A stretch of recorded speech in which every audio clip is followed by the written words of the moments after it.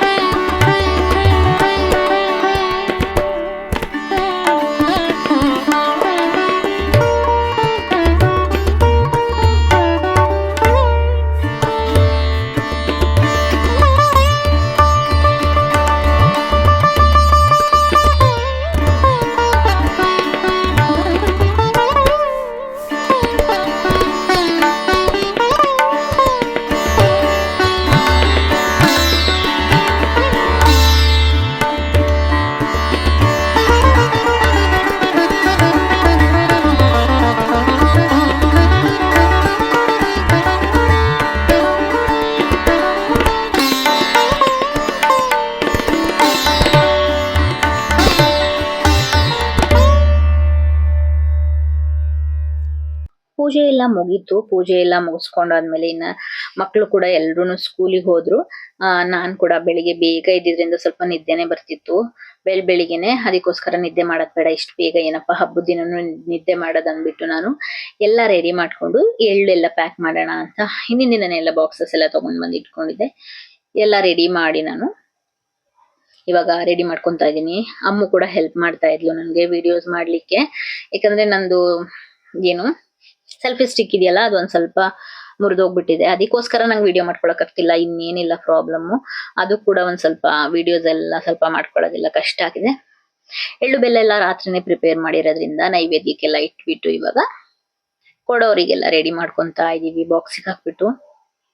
ನಮಿಗೂ ಕೂಡ ನಮ್ಮ ಚೈಲ್ಡ್ಹುಡ್ ನೆನಪಾಗುತ್ತೆ, ನಮ್ಮ ಬಾಲ್ಯ ನೆನಪಾಗುತ್ತೆ ನಿಜವಾಗ್ಲು. ನಮ್ಮ ಎಷ್ಟೇ ಕಷ್ಟ ಆದ್ರೂ ಪಾಪ ಮಾಡೋರು ನಮ್ಮನ್ನ ರೆಡಿ ಮಾಡಿ, ಇಲ್ಲಾಂದ್ರೆ ಸೀರೆಲೆ ಹೊಲ್ಸ್ಬಿಟ್ಟಿರೋರು, ಅದನ್ನೆಲ್ಲ ನೆನ್ಸ್ಕೊಂಡ್ರೆ ನಮಗೆ ಇವಾಗ ಹೆಂಗಿತ್ತಲ್ವಾ ಲೈಫ್ ಅಂತ ಅನ್ಸುತ್ತೆ. ಅದಕ್ಕಿಂತ ಚೆನ್ನಾಗಿ ಇವಾಗ ಇಟ್ಟಿದ್ದಾನೆ ದೇವ್ರು, ಏನ್ ಪ್ರಾಬ್ಲಮ್ ಇಲ್ಲ.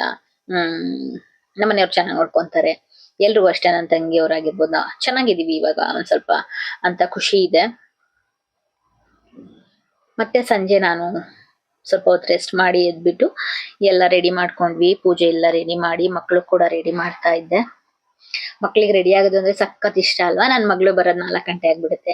ಅವಳು ಬಂದ್ಮೇಲೆ ನಾನ್ ರೆಡಿ ಮಾಡೋದು ಅಂತ ಅಮ್ಮಗ್ ಹೇಳಿದೆ. ಯಾಕಂದ್ರೆ ಅವಳಿಗೆ ಬೇಜಾರಾಗ್ಬಾರ್ದು ಅಲ್ವಾ, ಅವಳು ಫಸ್ಟೇ ರೆಡಿ ಆಗಿದ್ದಾಳೆ, ನಾನ್ ರೆಡಿ ಆಗಿಲ್ಲ ಅಂತ ಅಂದ್ಬಿಟ್ಟು ಅವಳು ಕೂಡ ಬಂದ್ಲು. ಇದೇ ಡ್ರೆಸ್ಸು ನಾನು ಹೇಳಿದ್ದು, ಆದ್ರೆ ಒಂದ್ ಸ್ವಲ್ಪ ಫಿಟ್ಟಿಂಗ್ ಅಷ್ಟು ಕಡಿಮೆ, ಲೆಂತ್ ಸೈಡ್ ಓಪನ್ ಎಲ್ಲ ಸ್ವಲ್ಪ ಕೆಳಗಡೆಯಿಂದ ಬರುತ್ತೆ, ಅದಕ್ಕೆ ಅಷ್ಟೊಂದು ನೀಟಾಗಿ ಕಾಣಿಸಲ್ಲ. ಪೂಜೆ ಎಲ್ಲ ಆಯ್ತು. ಇವ್ರಿಬ್ರು ರೆಡಿ ಮಾಡ್ತಿದೀನಿ. ನನಗೇನಾಯ್ತು ಅಂತಂದ್ರೆ, ಅವ್ನಿಗೆ ಇವಾಗ ಬರ್ಡೇಗೆಲ್ಲ ಡ್ರೆಸ್ ತಗೊಂಡ್ಬಂದಿದ್ವಲ್ಲ, ಇವಾಗ ಹೇಳ್ಬೇಕಾದ್ರೂ ನಂಗೆ ಒಂದ್ ಸ್ವಲ್ಪ ನಗು ಬರ್ತಿದೆ. ಅವ್ರಿಬ್ರಿಗನ್ ರೆಡಿ ಆದ್ಮೇಲೆ ನನ್ನ ಪಾಪಗೆ ಏನ್ ಅನ್ಸ್ತು ಗೊತ್ತಿಲ್ಲ, ನನಗ್ ಯಾಕೆ ನೀನ್ ಹೊಸ ಬಟ್ಟೆ ಕೊಡ್ಸಿಲ್ಲ ಅಂತ ಅಳಕ್ ಸ್ಟಾರ್ಟ್ ಮಾಡ್ಕೊಂಡ್ಬಿಟ್ಟ. ಇವ್ರಿಬ್ರು ರೆಡಿ ಮಾಡ್ತಾ ಇದ್ದೆ ಅಷ್ಟ್ರಲ್ಲಿ ನನಗೆ ಒಂಥರ ಅನ್ಸ್ಬಿಡ್ತು. ಇದು ಗರ್ಲ್ಸ್ ಹಬ್ಬ ಅಲ್ವಾ, ಅವನತ್ರ ಇದೆ ಆಲ್ರೆಡಿ ಹೊಸ ಬಟ್ಟೆ ಎಲ್ಲ, ಅದೇ ಹಾಕಿದ್ರಾಯ್ತು ಅನ್ಕೊಂಡ್ರೆ ಅವ್ನು ಕೇಳ್ತಾನೆ ಇಲ್ಲ, ಅವಳಕ್ ಸ್ಟಾರ್ಟ್ ಮಾಡ್ಕೊಂಡ್ಬಿಟ್ಟ. ಆಮೇಲೆ ಅವ್ರಪ್ಪ ಹೋಗಿ ಅಷ್ಟೊತ್ತಿಗೆ ಹೊಸ ಬಟ್ಟೆ ಎಲ್ಲ ಕೊಡ್ಸ್ಕೊಂಬಂದ್ರು. 3 ಜನನು ರೆಡಿ ಆದ್ರು. ಅಷ್ಟೊತ್ತಿಗೆ ಈ ಮನೇಲಿ ಫಸ್ಟ್ ಇದ್ರು ಒಬ್ರು ಆಂಟಿ, ಇವ್ರು ತೋರಿಸ್ತಿದ್ದೀನಲ್ಲ ಇವ್ರು, ಅವ್ರು ಕೂಡ ಬಂದಿದ್ರು ಅವರ ಮೊಮ್ಮಗಳು ಕರ್ಕೊಂಡು ಕೊಡ್ಸ್ಲಿಕ್ಕೆ ಅಂತ. ಅವ್ರ ಮನೆ ದೂರ ಇರೋದ್ರಿಂದ ನಾನು ಇಲ್ಲೇನೆ ಕೊಡ್ಸಿದ್ವಿ. ಮಗಳಿಗೆ ಒಂದ್ ಸ್ವಲ್ಪ ಫೋಟೋಸ್ ವಿಡಿಯೋಸ್ ಎಲ್ಲ ಮಾಡ್ಕೊಂಡ್ವಿ. ಡ್ರೆಸ್ ಹೇಗಿದೆ ಅಂತ ಹೇಳಿ ಮರ್ಸ್ ರೋಡ್ ಅಲ್ಲಿ ಇರುವಂತಹ ಭೀಮ್ಜೀಸ್ ಅಲ್ಲಿ ಡ್ರೆಸ್ ತಗೊಂಡ್ಬಂದಿದ್ದೆ. ತುಂಬಾನೇ ಚೆನ್ನಾಗಿತ್ತು. ಅದ್ರಲ್ಲಿ ಹ್ಯಾಂಡ್ ವರ್ಕ್ ಎಲ್ಲ ಬಂದಿರೋದ್ರಿಂದ ಸ್ವಲ್ಪ ಕಾಸ್ಟ್ಲಿ ಆಯ್ತು, ಆದ್ರೂ ಪರವಾಗಿಲ್ಲ, ನಂಗೆ ಸಖತ್ ಇಷ್ಟ ಆಯ್ತು ಅಂತ ತಗೊಂಡೆ. ಆದ್ರೆ ಒಂದ್ಸರಿ ತಗೊಂಡ್ ಬಂದಾಗ ಈಗ ಇಬ್ರು ಹಾಕಿದಾರಲ್ವಾ, ಆ ಕಲರು ದೊಡ್ಡೋಳ್ದು ಚಿಕ್ಕವಳಿಗೆ ಸಿಕ್ಕಿತ್ತು, ಚಿಕ್ಕವಳ್ದು ದೊಡ್ಡೋಳಿಗೆ ಸಿಕ್ಕಿತ್ತು.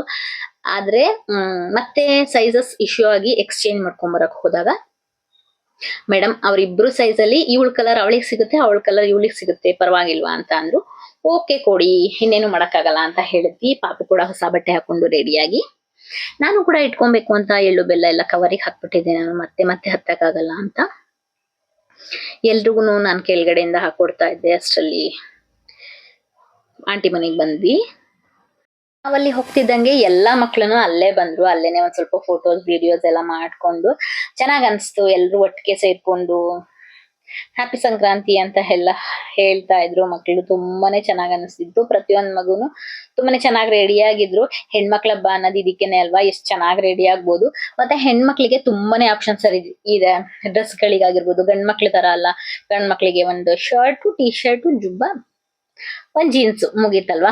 ಆ ತರ ಅಲ್ಲ, ಹೆಣ್ಮಕ್ಳಿಗೆ ಎಷ್ಟೊಂದು ಇವಾಗ ನೋಡಿ ಸ್ಯಾರಿ ತರನೇ ಡ್ರೆಸ್ಸಸ್ ಬಂದಿದೆ, ಆ ತರನೇ ಹಾಕೊಂಡಿದ್ರು 3 ಜನ. ಸಖತ್ತಾಗಿತ್ತು. ಎಲ್ಲರೂ ಕೂಡ ತುಂಬಾನೇ ಮುದ್ದ ಕಾಣಿಸ್ತಾ ಇದ್ರು. ತುಂಬಾನೇ ಚೆನ್ನಾಗಾಯ್ತು. ಪಾಪುಗೆ ಆದ್ರೆ ಅವ್ರ ಜೊತೆ ನಿಂತ್ಕೊಂಡು ವಿಡಿಯೋ ನಿಂತ್ಕೊಳ್ಳೋ ಅಂದ್ರೆ ಇಲ್ಲ, ಸುಮ್ನೆ ಕೂತ್ಕೊಳ್ಳೋದು, ಆಟ ಆಡೋದು ಆ ತರ ಮಾಡ್ತಿದ್ದ. ಹಿಂಸೆ ಅಂತೂ ಮಾಡ್ಲಿಲ್ಲ.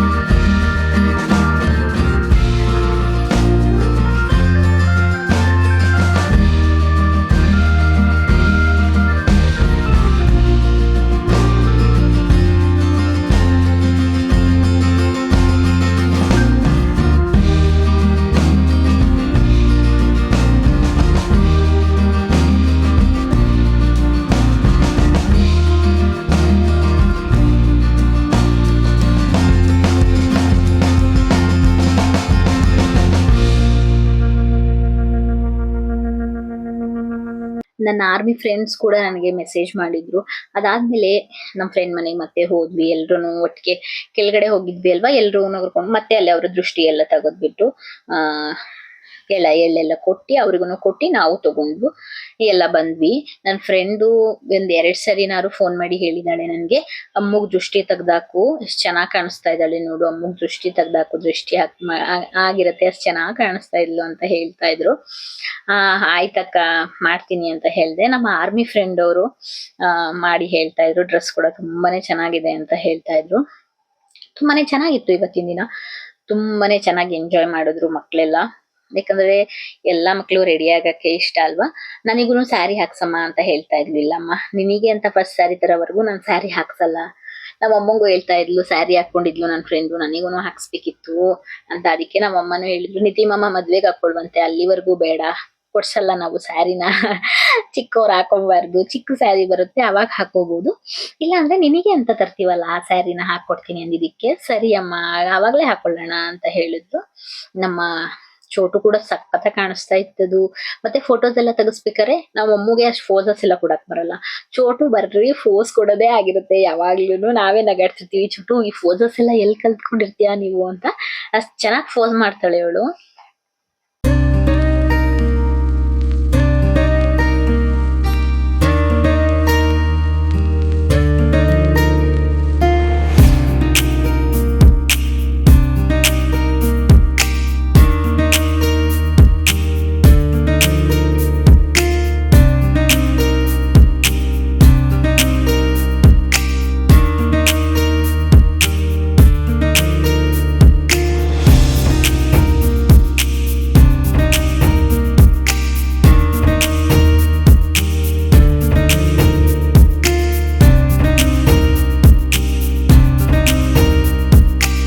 ಅದಾದ್ಮೇಲೆ ಇಲ್ಲಿಂದ ಮುಗಿಸ್ಕೊಂಡು ಹೋಗಿ ನಮ್ ಫ್ರೆಂಡ್ ಬಂದಿರ್ಲಿಲ್ಲ, ಅವ್ರು ಕೂಡ ಬಂದ್ರು. ನಮ್ಮ ಮನೆಗ್ ಕೂಡ ಬಂದ್ರು, ಅಲ್ಲಿ ಕೊಟ್ಟಿ ಅವ್ರಿಗೂ ಕೂಡ ಕೊಟ್ಟಿ ನಾವು ಹೊರಟ್ವಿ ನಮ್ಮ ಫ್ರೆಂಡ್ ಮನೆಗೆ. ವಿಜಯನಗರಲ್ಲಿ ಇದಾರೆ, ಅವ್ರ ಮನೆಗೆ ಹೋಗ್ಬಿಟ್ಟು ಬರೋಣ ಸರ್ಪ್ರೈಸ್ ಆಗಿ ಅಂತ ಹೋಗೋಣ. ಹೇಳ್ಬೇಡಿ ಅಂದಿದೀನಿ ನಮ್ಮ ಮನೆಯವ್ರಿಗೆ. ನಮ್ಮ ಮನೆಯವ್ರು ಆಲ್ರೆಡಿ ಅವ್ರಿಗೆ ಹೇಳ್ಬಿಟ್ಟಿದ್ರು. ಅವ್ರ ಮನೆಗೆ ಹೋಗಿ ಸ್ವಲ್ಪ ಟೈಮ್ ಸ್ಪೆಂಡ್ ಮಾಡ್ಕೊಂಡು ಮನೆಗೆ ಬರೋ ಅಷ್ಟ್ರಲ್ಲಿ ಒಂದು 10:30-11 ಗಂಟೆನೇ ಆಗಿತ್ತು. ಅವಾಗೆಲ್ಲ ನಾನು ವಿಡಿಯೋನೇ ಮಾಡ್ಕೊಳಕ್ಕಾಗಿಲ್ಲ. ಇಲ್ಲಿ ನಮ್ಮನೆಗೆ ರಿತನ್ಯ ಮತ್ತೆ ಆರ್ನ ಬಂದಾಗ ಮಾತ್ರ ವಿಡಿಯೋಸ್ ಫೋಟೋಸ್ ಎಲ್ಲ ತಗೊಂಡ್ವಿ.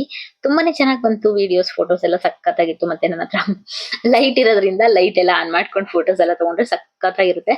ಆದ್ರೆ ನಂದು ಸ್ಕ್ರೀನ್ ಎಲ್ಲ ಹೋಗಿತ್ತು ಅಂತ ಹೇಳಿದ್ನಲ್ವಾ, ಆ ಸ್ಕ್ರೀನ್ ಹೋದ್ಮೇಲೆ ಒಂದ್ ಸ್ವಲ್ಪ ಅವರು ಸ್ಕ್ರೀನ್ ಮತ್ತೆ ಅವರು ಹಾಕ್ಬೇಕಾದ್ರೆ ಏನ್ ಮಾಡಿದಾರೆ ಅಂದ್ರೆ ಡೆಸ್ಟ್ ಎಲ್ಲ ಕುತ್ಕೊಂಡ್ಬಿಟ್ಟಿದೆ, ಅದರಲ್ಲಿ ಸೆಲ್ಫೀಸ್ ಎಲ್ಲ ಚೆನ್ನಾಗೇ ಬರ್ತಾ ಇಲ್ಲ. ವಿಡಿಯೋಸ್ ಮಾಡ್ಕೊಳಕ್ಕೆ ಒಂದ್ ಸ್ವಲ್ಪ ಬೇಜಾರಾಗುತ್ತೆ.